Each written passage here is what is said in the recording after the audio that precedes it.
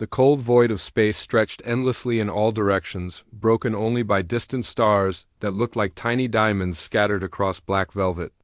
In this empty region of the galaxy where most ships never traveled, something floated silently.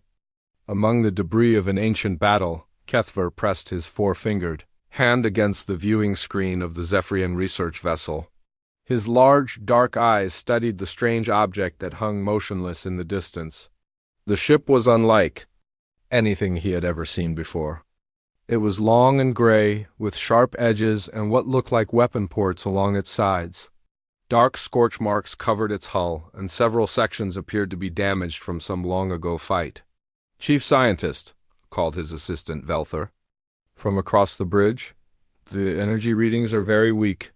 Whatever this vessel is, it has been dead for a very long time." Kethver nodded slowly. His people, the Zephyrians, were known throughout the galaxy as peaceful explorers and scientists. They had never encountered a species they could not understand through careful study and patient observation. This mysterious ship represented exactly the kind of discovery that made his heart race with excitement. "How long do you estimate it has been drifting here?" he asked. Velther checked his instruments again. "Based on the debris field around it, I would say at least 50 years, maybe more. The battle that damaged this ship must have happened decades ago." The Zephyrian ship moved closer to the derelict vessel. As they approached, more details became visible. The unknown ship was massive, easily 3 times the size of their own research vessel. Its design was purely functional, with no decorative elements or artistic features that most civilized species included in their spacecraft. Everything about it spoke of a culture that built things for war rather than beauty. "Look at those weapon systems," whispered another crew member, pointing at the dark openings along the ship's hull. "They built this thing to fight." Kethver frowned. His people had encountered warrior races before, but most of them had evolved beyond such primitive thinking. The few species that still engaged in warfare usually did so with elegant, efficient weapons. This ship looked like it had been designed by someone who believed in using overwhelming force to solve problems. "Sir," Velther said, "I'm detecting some unusual materials in the hull construction. The metal appears to be some kind of alloy I've never seen before. It's incredibly dense and seems to be designed to absorb energy weapon impacts." "Fascinating," Kethver murmured. "A species that planned for their ships to be shot at repeatedly. Most civilized races design their vessels to avoid conflict entirely." Inside the mysterious ship, Captain Jake Morrison sat in his command chair, watching the alien vessel approach on his main screen. His ship, the USS Vengeance, was very much alive despite appearing dead to the outside world. Every system was running on minimal power, carefully shielded to avoid detection. His crew of 200 soldiers and officers had been maintaining complete silence for 3 days, waiting for exactly this moment. "Captain," whispered Lieutenant Commander Kate Sullivan, his security chief, "they're moving into scanning range." "Should we continue the deception?" Jake nodded. "Maintain radio silence. Let them think we're a derelict. I want to see what they do when they think no one is watching." The human crew had been specially trained for this mission. Their job was to gather intelligence about the Zephyrian fleet movements in this sector. The aliens had been avoiding direct contact with human space, but their ships had been spotted near several important trade routes. Command wanted to know what they were planning. Playing dead was an old human military tactic. Let the enemy think you were helpless, then strike when they least expected it. Jake had used this strategy successfully against 3 different alien species over the past 5 years. Each time, the aliens had made the same mistake of underestimating human cleverness. "They're definitely scanning us," reported Chief Engineer Lisa Grant from her position at the engineering console. "Their sensors are pretty advanced, but they're not detecting our shielded systems." Jake smiled grimly. Human military technology had been developed through decades of brutal warfare against multiple alien species. Every system on his ship had been designed to be hidden, to survive damage, and to fight back when necessary. The Zephyrians might be smart, but they had never faced an enemy that specialized in deception and surprise attacks, On the Zephyrian ship, the excitement was growing. Kethver had never seen technology like this before. The ship's computers were having trouble analyzing the strange materials and design features. Everything about the vessel suggested a species that thought very differently from any race they had encountered. "Chief," said Velther, "I'm reading some kind of docking port on the side of the ship. It appears to be damaged, but we might be able to cut through it." Kethver's eyes lit up. "Excellent! Prepare a boarding party. I want to see the inside of this ship. The scientific value of this discovery could be enormous." "Sir," one of the security officers interrupted, "shouldn't we be more careful? This ship was clearly built for warfare. Who knows what kind of weapons or defensive systems might still be active?" Kethver waved dismissively. "The ship has been dead for decades. Look at the energy readings. There's barely enough power to keep the emergency lights on. Besides, any species advanced enough to build something like this would have included safety protocols to prevent their technology from harming innocent explorers." The security officer looked doubtful but said nothing. More, Zephyrians were naturally curious, and their scientists often took risks that more cautious species would avoid. It was this willingness to explore the unknown that had made them one of the most knowledgeable races in the galaxy. Inside the USS Vengeance, the humans watched as the alien ship moved closer and extended a docking tube toward their hull. Jake felt a familiar thrill of anticipation. Soon, the aliens would be inside his ship, and he would learn everything he needed to know about their capabilities, their technology, and their intentions. "Sir," Kate whispered, "they're preparing to board. 12 individuals, looks like scientists and a few security guards. They're carrying standard exploration equipment, nothing that looks like serious weapons." "Perfect," Jake replied quietly. "Let them come aboard. I want to see how they react when they think they're examining a primitive human warship."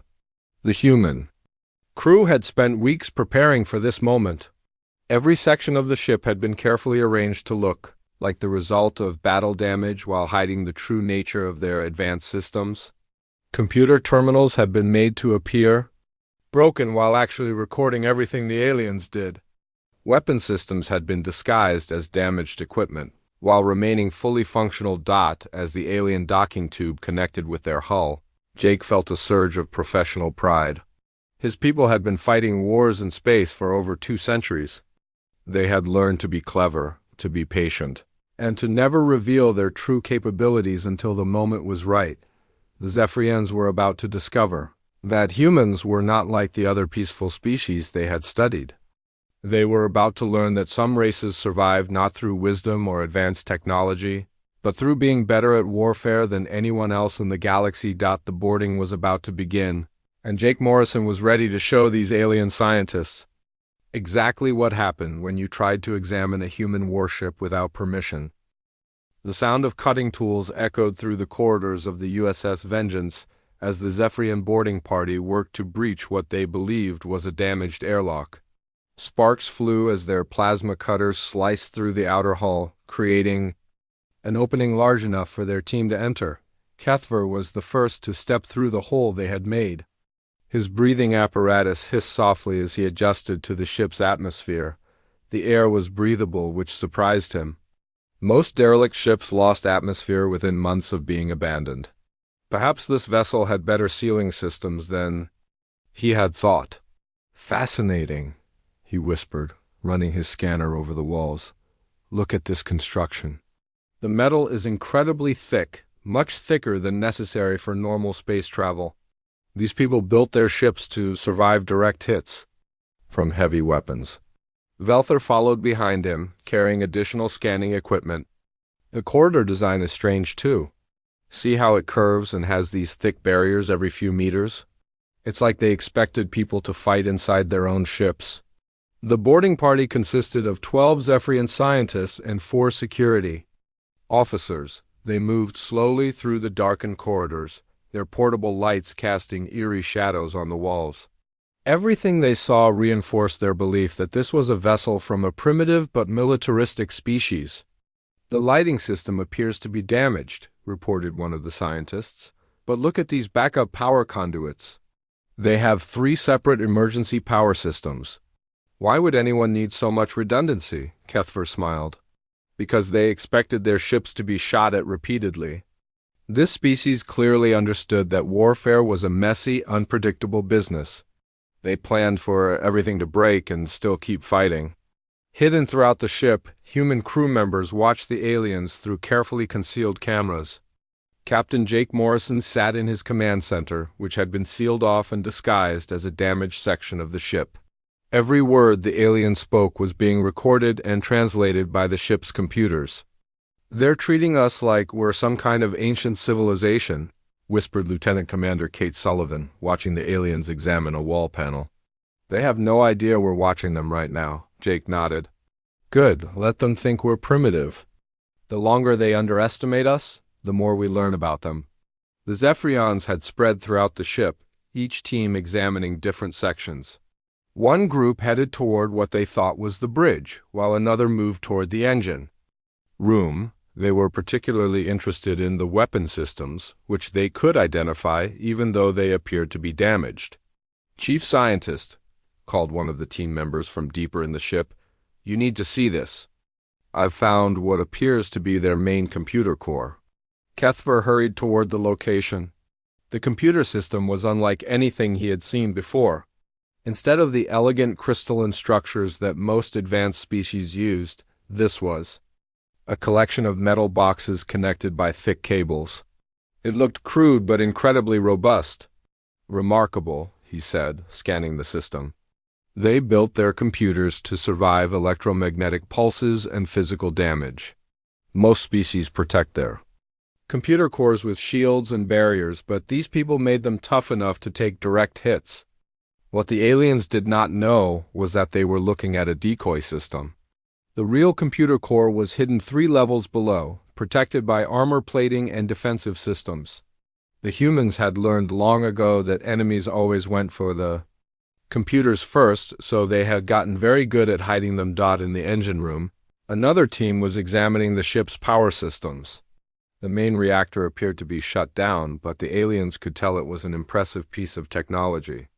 Unlike the clean fusion reactors used by most civilized species, this looked like it had been designed for raw power output. "Look at the size of these power conduits," said one of the engineers. "They could channel enormous amounts of energy." "What did they need so much power for?" "Weapons," replied another team member.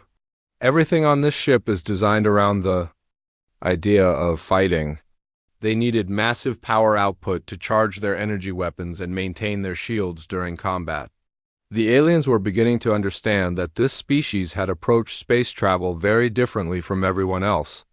Where most races built ships to explore and trade, these people had built ships to fight and survive. Every system had been designed with warfare in mind. Meanwhile, the human crew continued their silent observation. Chief Engineer Lisa Grant watched from a hidden position as the aliens examined her engines. She had to resist the urge to laugh when they called the reactor primitive. The power system they were looking at was actually one of the most advanced designs in human space, capable of powering weapons that could destroy entire cities. "Captain," she whispered into her communicator, "they're trying to access the navigation." "Computer, should we let them?" Jake considered this. "Let them see some basic star charts. Nothing current, just enough to make them think they understand our territory." The navigation data the aliens found painted a picture of a species that controlled a modest amount of space and had been involved in conflicts with several other races. What they did not realize was that they were looking at information that was over 10 years old.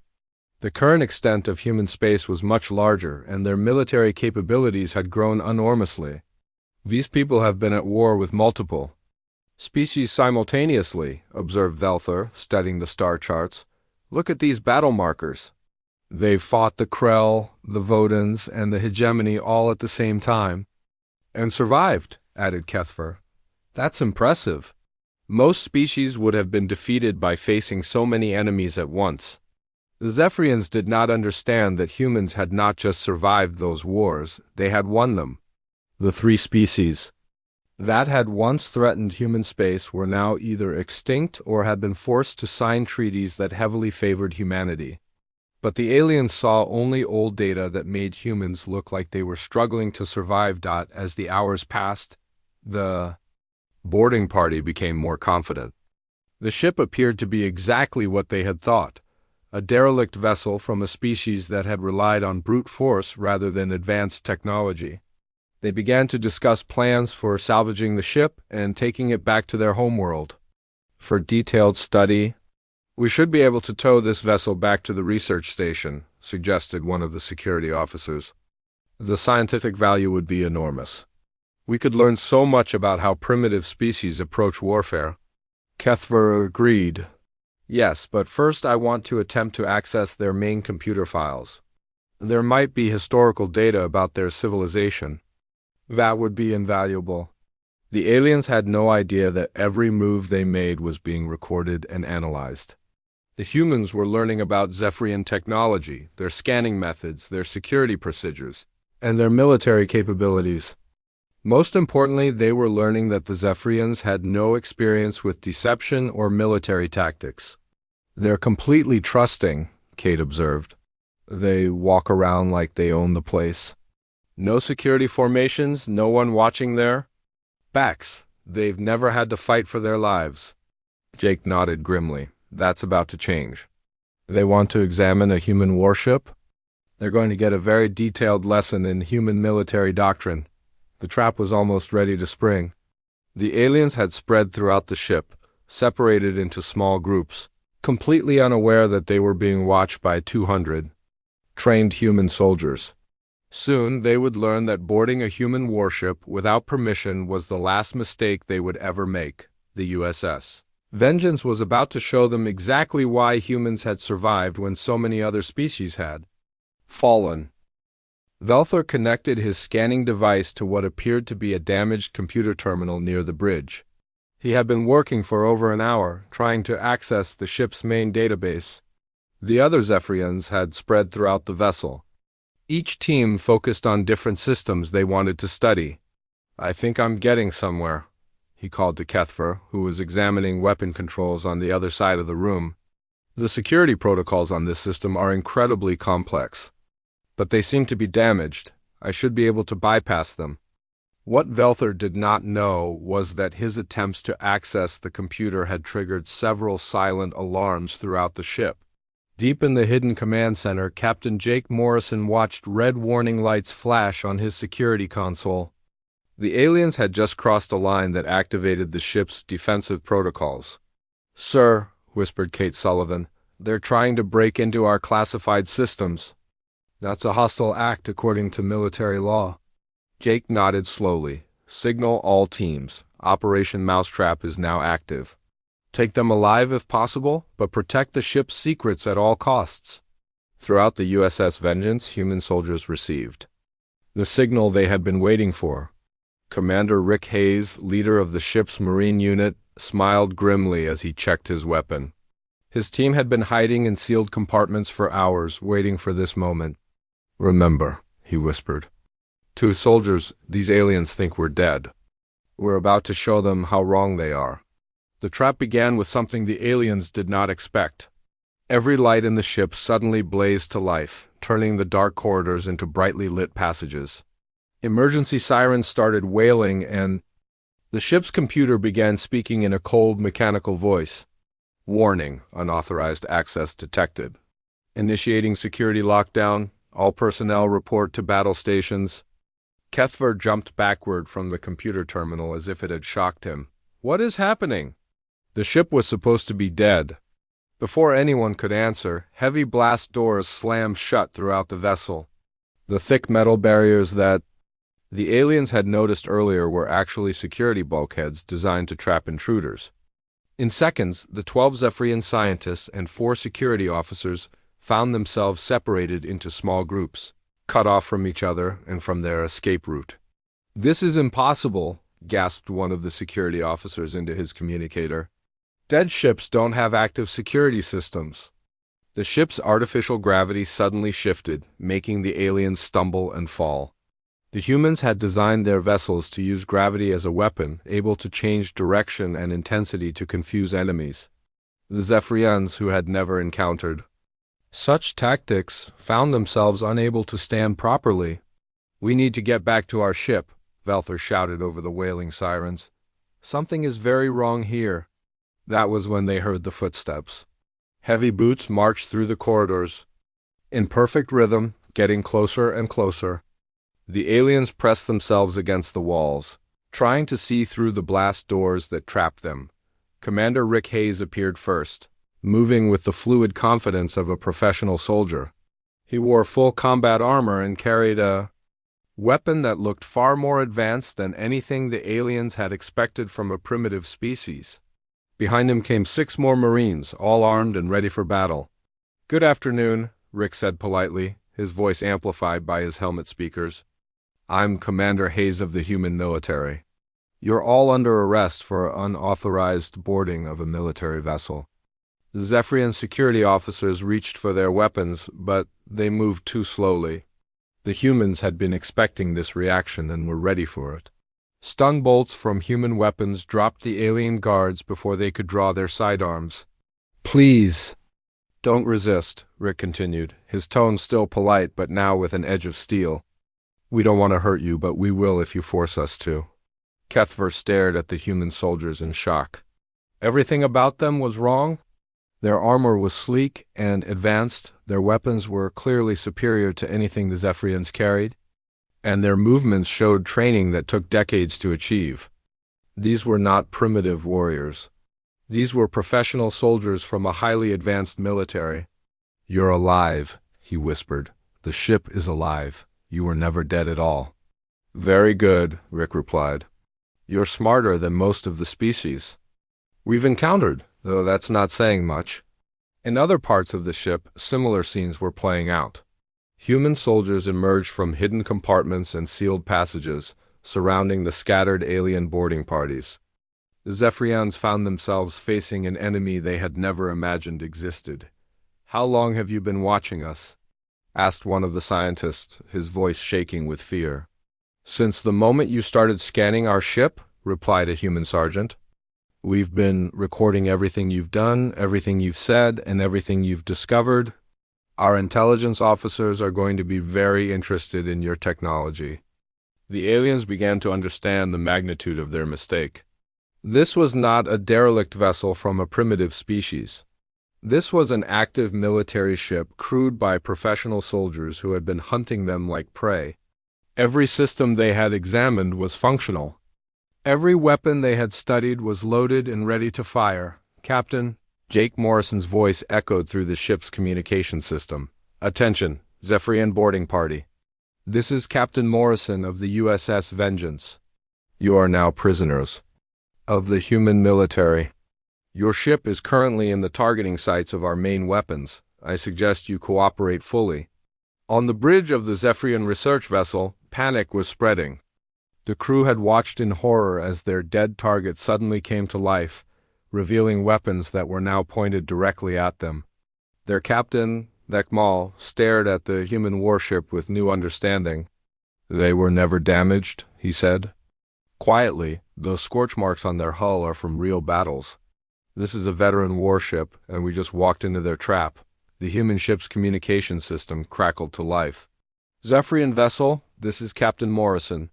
Your people are safe for now, but their continued health depends on your cooperation. We have some questions we'd like answered." Back inside the USS Vengeance, the captured aliens were being processed with efficient professionalism. The humans had clearly done this before. They removed all weapons and equipment, conducted medical scans, and separated the prisoners into individual holding cells. "I don't understand," Kethver said to Commander Hayes as he was led away. "Why did you let us board? Why didn't you just destroy our ship?" Rick smiled, but it was not a friendly expression. "Because dead aliens can't answer questions? We've been trying to learn about your fleet movements for months. You just delivered yourselves to us." The aliens were beginning to realize that they had encountered a species that thought about warfare in ways they had never imagined. The humans had not just set a trap. They had created an elaborate deception that turned the Zephyrians' own curiosity against them.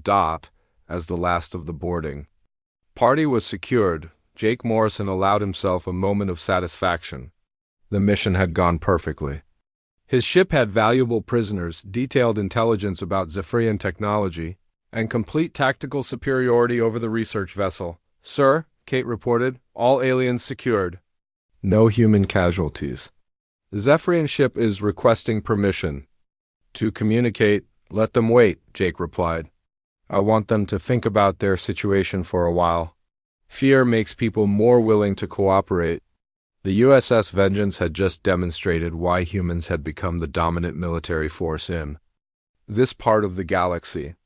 They did not just fight wars, they won them through superior planning, better tactics, and the willingness to do whatever was necessary to protect their species. The Zephyrians were about to learn that examining a human warship had been the biggest mistake of their lives.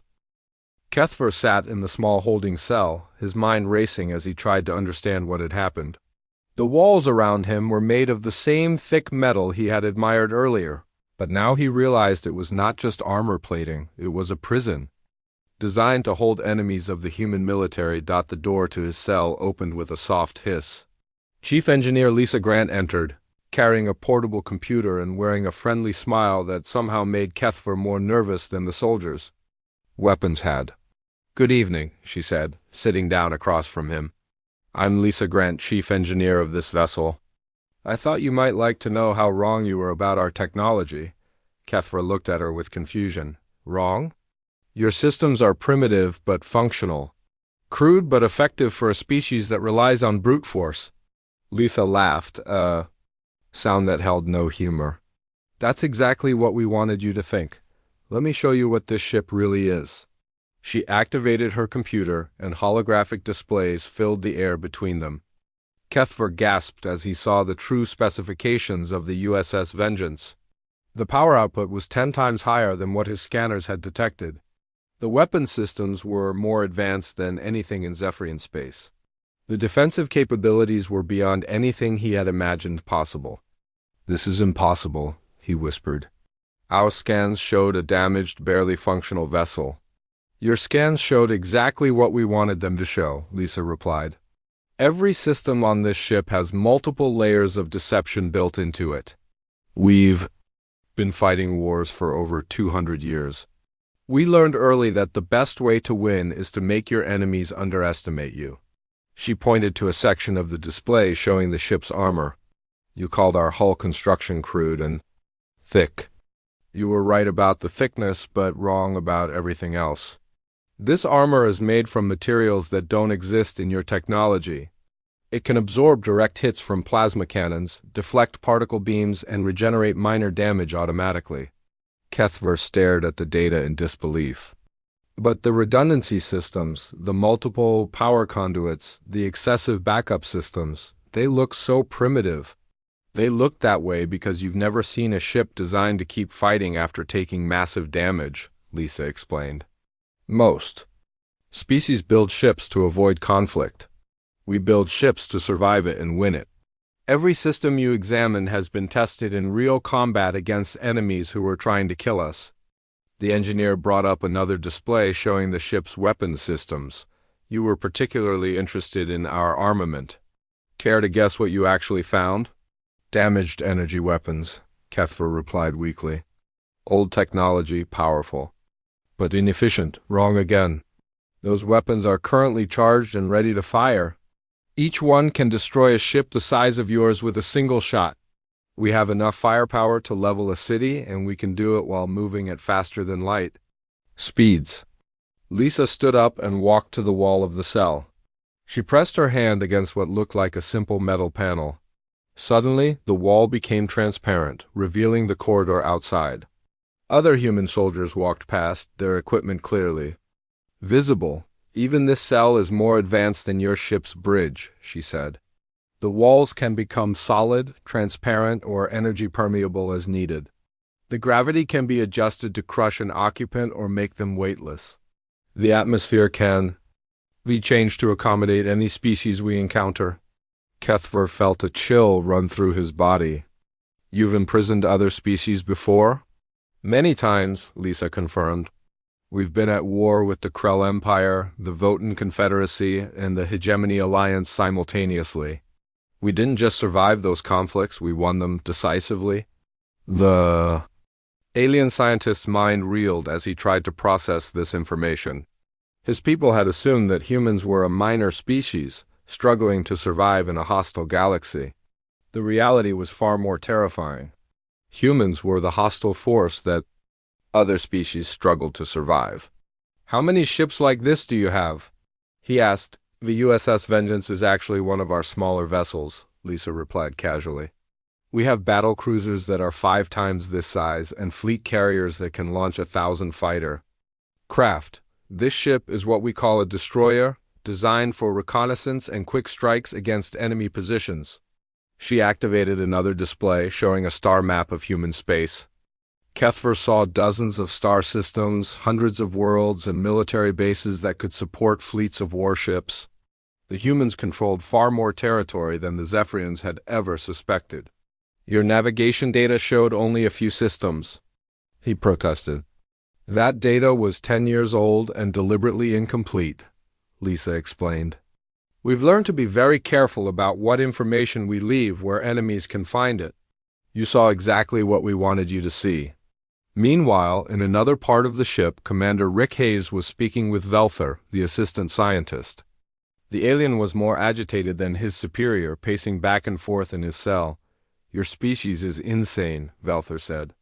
You build ships to fight wars that haven't happened yet. You prepare for enemies that don't exist. You turn everything into a weapon. Rick shrugged. We prepare for enemies that don't exist yet because we've learned that they always show up eventually. Every species we've encountered has either tried to conquer us, enslave us, or exterminate us. We've survived by being better at violence than anyone else. But why? Velther asked. Why not try to make peace? Why not seek understanding and cooperation? We tried that, Rick replied, his voice growing cold. The first alien species we met seemed friendly too. They studied us, learned about our technology, and asked lots of questions, just like you did. Then they tried to wipe out every human world they could find. He activated a wall display showing images from old battles, burning cities, destroyed ships, and human refugees fleeing from alien attacks. We learned that in this galaxy, being peaceful just makes you an easy target, so we became something else. We became the thing that other species fear. Velther stared at the images in horror. You turned yourselves into monsters. No, Rick corrected. We turned ourselves into survivors. There's a difference. Back in the main holding area, Captain Jake Morrison was preparing to speak with the senior alien prisoner. Kethver had been moved to a larger room with better lighting and more comfortable seating. Jake wanted him to be calm and cooperative. For their conversation, I hope my chief engineer has been educational, Jake said as he entered the room. She enjoys explaining our technology to people who underestimate it. Kethver looked up at the human captain with new respect and fear. Your ship is not what it appeared to be? Nothing about humanity is what it appears to be, Jake replied. We've learned that survival depends on keeping our true capabilities hidden until we need them. Your people made the mistake of assuming that different means inferior. What do you want from us? Kethver asked. Jake smiled, but it was not a pleasant expression. Information. Your ship's positions, your military capabilities, your government's plans. In exchange, I'll let you live long enough to warn your people about what they're dealing with. And if we refuse, then you'll discover that human creativity extends far beyond ship design, Jake replied. We've had 2 centuries to develop interrogation techniques that work on dozens of different species. Most of them are quite unpleasant. Kethver understood the threat. The humans were not just technologically superior, they were tactically sophisticated and completely ruthless. His people had accidentally discovered the most dangerous species in the galaxy, and now they were at their mercy. The examination of the human warship was complete, but the results were nothing like what the Zephyrians had expected to find. Captain Jake Morrison walked onto the bridge of the USS Vengeance, his boots clicking against the metal floor. The alien research ship still floated nearby, its crew waiting anxiously for news of their boarding party. Jake had kept them waiting for 6 hours, long enough for fear to replace their earlier confidence. "Open a channel to the Zephyrian vessel," he ordered. The main screen flickered to life, showing the bridge of the alien ship. Captain Thekmal appeared nervous, his large eyes darting around as if expecting weapons fire at any moment. Behind him, Jake could see other crew members watching with obvious fear. "Captain Thekmal," Jake said pleasantly, "I trust you've had time to think about your situation." "Are our people alive?" the alien captain asked immediately. "We demand their immediate return according to galactic law." Jake smiled coldly. "Galactic law is written by species that have never fought a real war.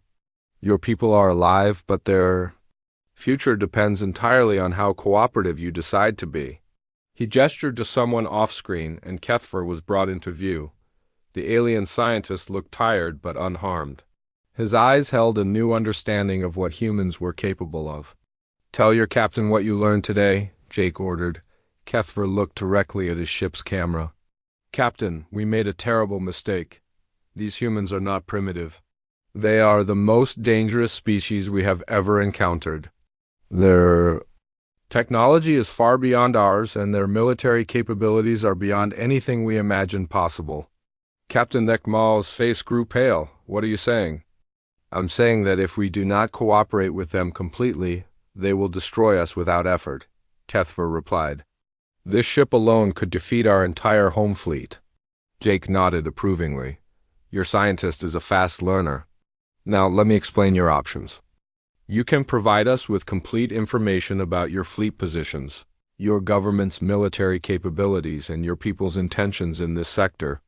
In return, you get your people back in safe passage home. And if we refuse?" "Captain," Thekmal asked.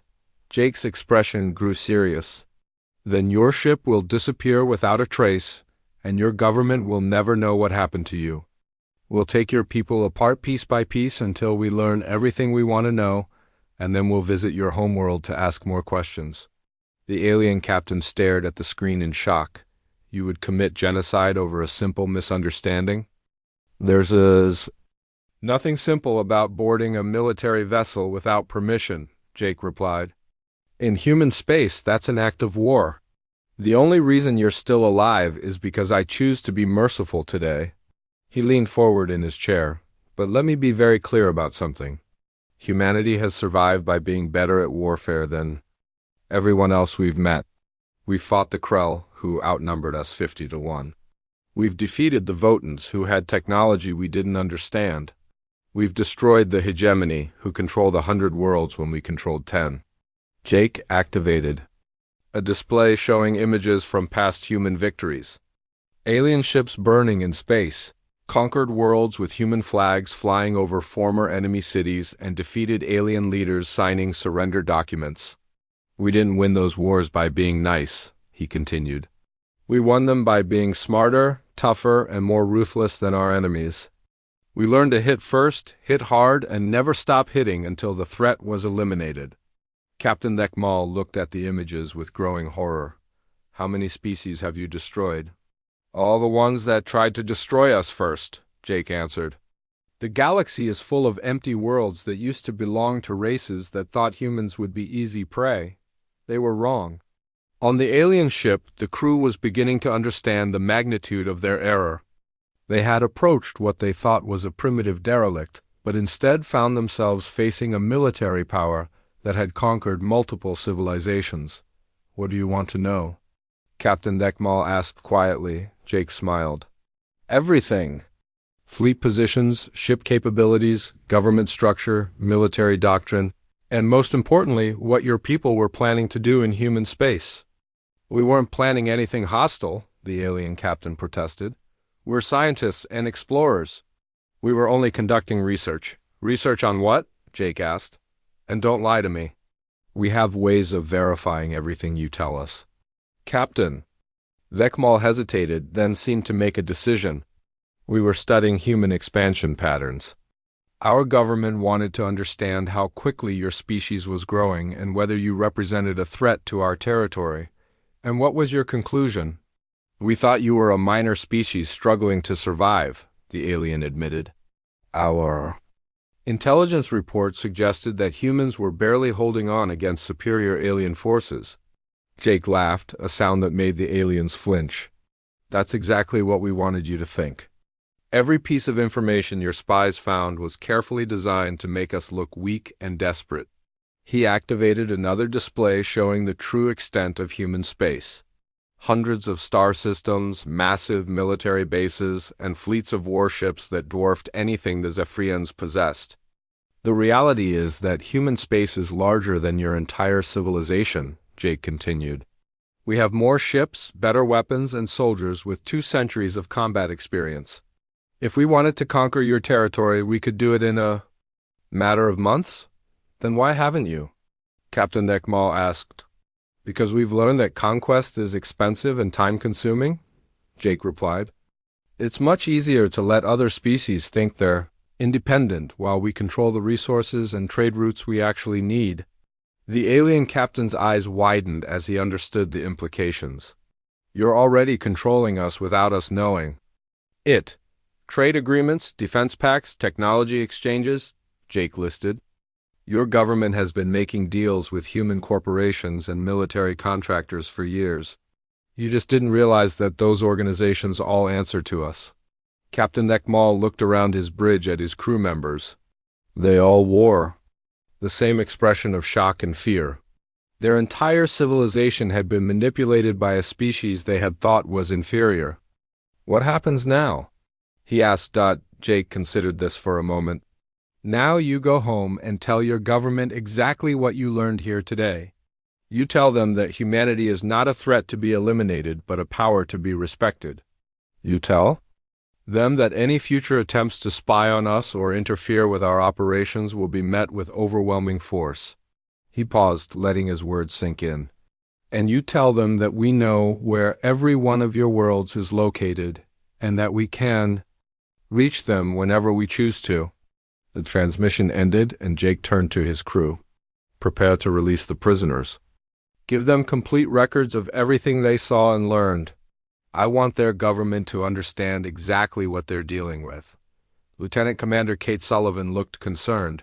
Sir, won't that give them intelligence about our capabilities? They already have that intelligence, Jake replied. The difference is that now they know we wanted them to have it. Fear is a much more effective weapon than surprise. Over the next hour, the Zephyrian boarding party was returned to their ship. Each alien carried with them detailed recordings of human technology, military capabilities, and territorial extent. They had come seeking to examine a primitive warship and instead received a comprehensive education in human military superiority. As the alien research vessel jumped to faster-than-light speed, heading home with news that would terrify their government, Jake Morrison allowed himself a moment of satisfaction. The mission had accomplished everything he had hoped for and more. Sir, Kate reported, long-range sensors show the alien ship has left the system. Good, Jake replied. Resume our patrol route. I have a feeling we'll be hearing from the Zephyrian government very soon. They'll want to negotiate new agreements that recognize the reality of human power. The USS Vengeance turned away from the debris field where the trap had been set. The ship that had appeared to be a damaged derelict resumed its true mission, patrolling the borders of human space and ensuring that no enemy would ever catch humanity unprepared. The aliens had wanted to examine a human warship, and they had learned more than they ever wanted to know. The biggest mistake of their lives had become humanity's greatest intelligence victory.